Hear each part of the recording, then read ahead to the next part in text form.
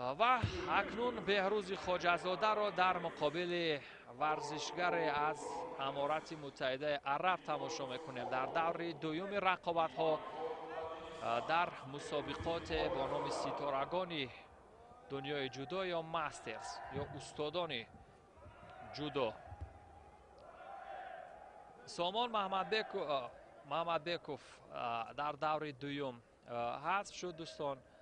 اکنون بهروز خواجه‌زاده شانس دارد تا بعد از شکست دادن همین حریفش بعد دور چهار یک نهایی برایت.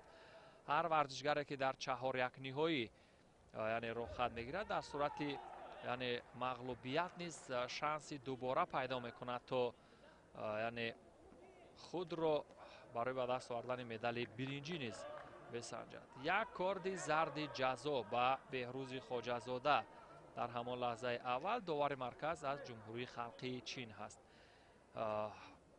ویکتور سکوارتوف این ورزشگر روستباری امارات متحده عرب است. ورزشگری که نسبت به بهروز خواجه‌زاده یعنی از لحاظ سن و سال بزرگتر هست.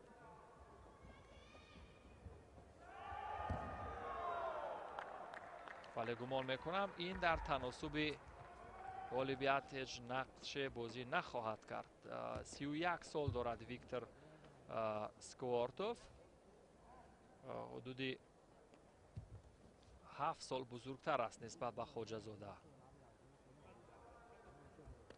و اکنون تماشا میکنیم تجربه در مقابل جوانی هست. بار دیگر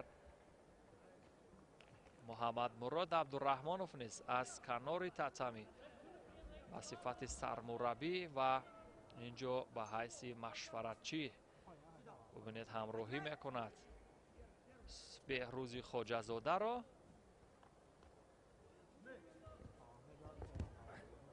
و یک پرتابی که ایپان بها گذاری میگردد و بهروز خواجه‌زاده نیز از دور رقابت ها حذف می شود.